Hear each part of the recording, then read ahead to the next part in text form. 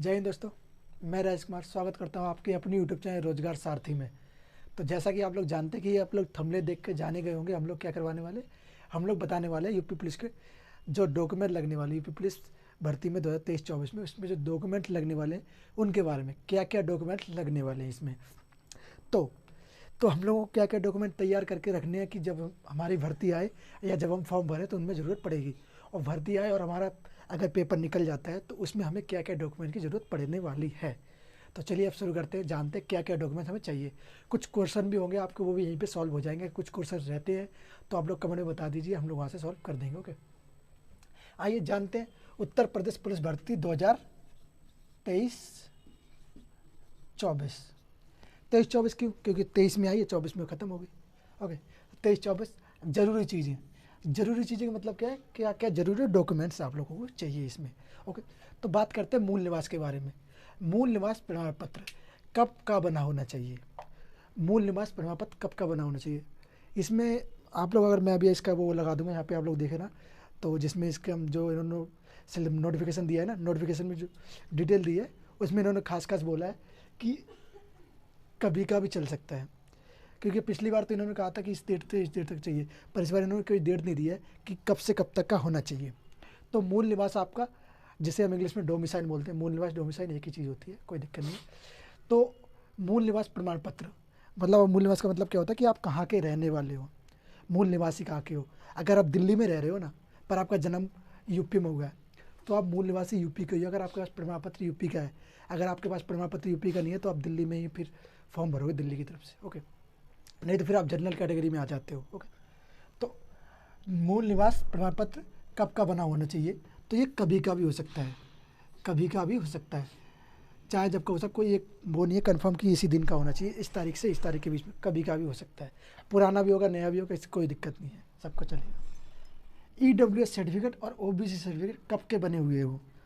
EWS और OBC certificate, ये बात आती है, इस पे थोड़ा बात करते हैं कि ये दोनों कब के बने होने चाहिए।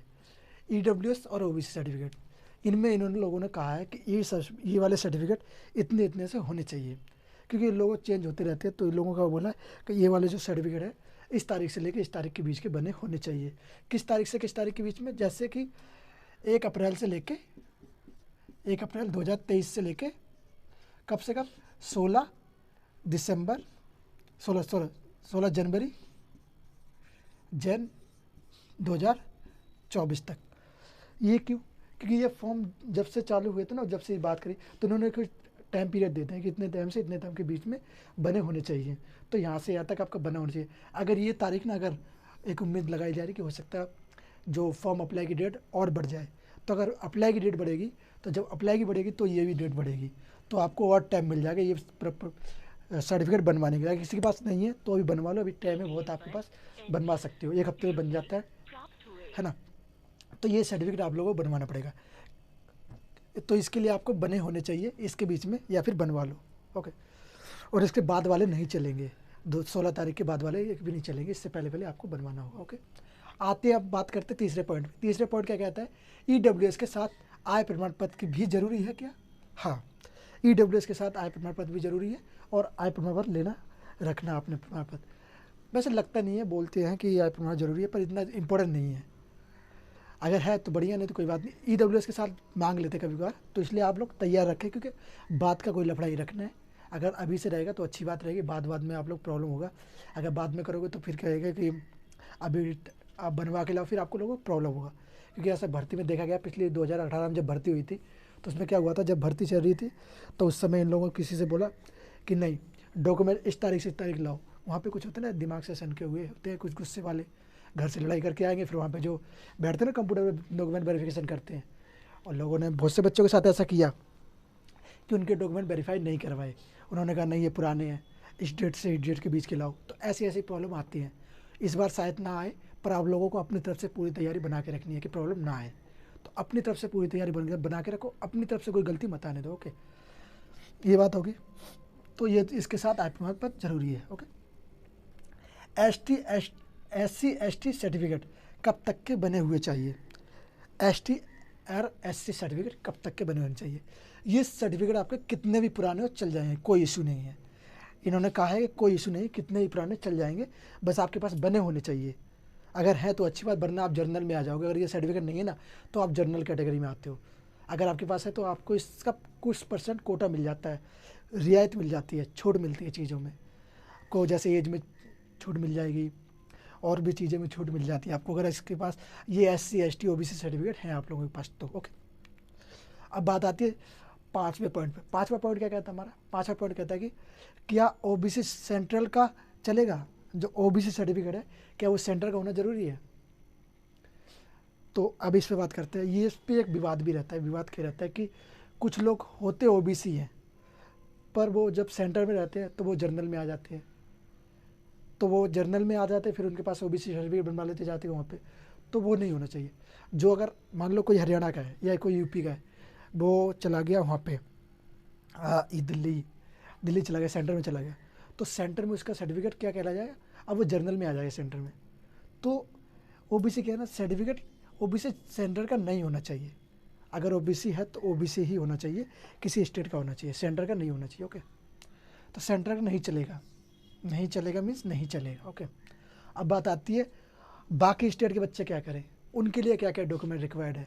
उनको भी कोई डॉक्यूमेंट देना पड़ेगा क्या? उनको भी आय जाति मूल निवास ये प्रमाण पत्र देने पड़ेंगे? तो उनके लिए बात है कि उनको कोई डॉक्यूमेंट ले जाने की जरूरत नहीं है, कोई भी, सिर्फ कौन से ओनली एजुकेशन डॉक्यूमेंट, फोटो वगैरह, सिग्नेचर वगैरह, ये चीज़ें ले जाने की जरूरत है। बाकी कोई डॉक्यूमेंट ले जाने की जरूरत नहीं है अदर स्टेट के, UP को छोड़ के, क्योंकि वैकेंसी UP के, ये जो बातें मैंने कही है ऊपर वाली, ये सब UP के बच्चों के लिए है। जो नीचे अदर स्टेट के लिए, उन बच्चों के लिए कोई भी डॉक्यूमेंट रिक्वायर्ड नहीं है, सिर्फ एजुकेशन डॉक्यूमेंट रिक्वायर्ड है, जैसे 10th 12th की मार्कशीट, वो सब चीज़ें। ओके, अब और जानते हैं इसमें आगे और क्या क्या डॉक्यूमेंट चल रहे हैं। क्या आधार कार्ड लगेगा, और आधार कार्ड में कैसा नाम चाहिए, क्या नाम में चेंजेस है, अगर नाम में चेंज और 10th की मार्कशीट में चेंज है तो हम क्या करें? तो अब वो कोर्स करिए। अच्छा, अब आते हैं, जानते हैं और चीज़ें के बारे में, और चीज़ें क्या है।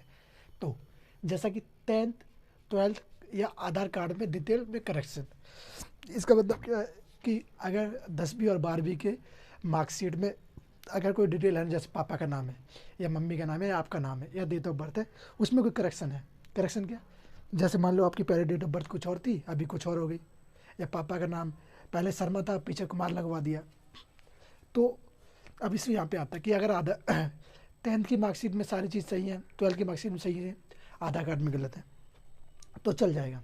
तो आपको क्या करना होगा? 10th के बेस पे आधार कार्ड में अपना करेक्शन करवाना होगा।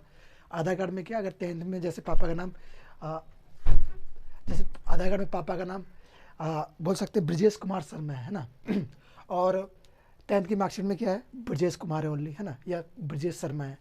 तो आपको क्या करवाना पड़ेगा? आधार कार्ड में ओनली ब्रजेश शर्मा रखवाना पड़ेगा, क्योंकि आपको 10th की मार्कशीट के हिसाब से आगे बढ़ना है, ना कि आधार कार्ड में करेक्शन करना बहुत आसान होता है, पर 10th और 12th की मार्कशीट में करेक्शन करना बड़ा ही मुश्किल होता है। और आपको एग्ज़ाम के लिए या पेपर के लिए कौन से डॉक्यूमेंट देना है ज़्यादातर? तो आपको 10th की मार्कशीट देनी है। 10th की मार्कशीट देनी तो आपके लिए सबसे इंपॉर्टेंट कौन सी? 10th की है। अगर 12th में अगर कुछ है भी तो कोई फ़र्क नहीं पड़ता, पर 10th में जो आपकी इसमें है वही आपको एग्ज़ाम में, और जब आप फॉर्म भरोगे तो उसमें वही डिटेल भरनी है। उसके अलावा आधार कार्ड की डिटेल और 12th की मार्कशीट की डिटेल नहीं भरनी है, जो 10th में है। 10th में जैसा भी नाम है, सही या गलत है, जो भी है वही भरना है आपको, क्योंकि इसमें सही नहीं करवा सकते अभी आप। अगर सही करवा सकते हो तो और अच्छी बात है, अगर सही करवा सकते हो। अगर आपको लिखवाना है कि नहीं मेरी डेट ऑफ बर्थ 2003 में थी, मुझे 2002 करवानी है या 2004 करवानी है, तो आप इसमें करवा सकते हो, अच्छी बात है, नहीं तो मुश्किल ही है मेरे हिसाब से। तो बात आ गई, इसमें डिटेल में करेक्शन करवा सकते हो किस में? आधार कार्ड में ओनली। अगर आप करेक्शन करना चाहते हैं 10th में तो मुश्किल है। तो आपको जब फॉर्म भरना है 10th के बेस पे भरना है, ना कि 12th और आधार कार्ड के बेस पे। आपको जो भी डिटेल भरनी है ना फॉर्म के अंदर, वो भरनी है 10th के बेस पे। जो भी फॉर्म, नाम, एड्रेस डिटेल और पापा का नाम, मम्मी का नाम, डेट ऑफ बर्थ, ये सब इसके बेस पे भरनी है। ओके, 10th के बेस पे। अब बात आती है प्रेगनेंसी महिलाओं के लिए। अगर कोई महिला प्रेग्नेंट है और उसका एग्ज़ाम पास कर लिया और फिजिकल के लिए बुलाया जा रहा है, तो क्या उस महिला को फिजिकल के लिए बुलाया जाएगा या फिर उसे टाइम दिया जाएगा? हाँ, उस महिला को फिजिकल के लिए नहीं बुलाया जाएगा। उस महिला को, जो अगर कोई महिला प्रेग्नेंट है तो उसको फिजिकल के लिए टाइम दिया जाएगा कि आप अभी टाइम हो, उसको एक काम करवाना होगा, डॉक्टर से लिखवा के फिजिकल सर्टिफिकेट देना होगा अथॉरिटी को कि ये मैं ऐसे ऐसे प्रेग्नेंट हूँ, अभी मैं फिजिकल के लिए प्रॉपर नहीं हूँ, तो आप लोग फिजिकल बाद में ले लें। तो फिर वो लोग एक टाइम देंगे आपको फिजिकल के लिए कि इतने, जैसे ऐसी बहुत सारी महिला एक साथ इकट्ठी हो जाएगी, जैसे 10 20 50 इकट्ठी हो जाती है, एक साथ आ जाती हैं।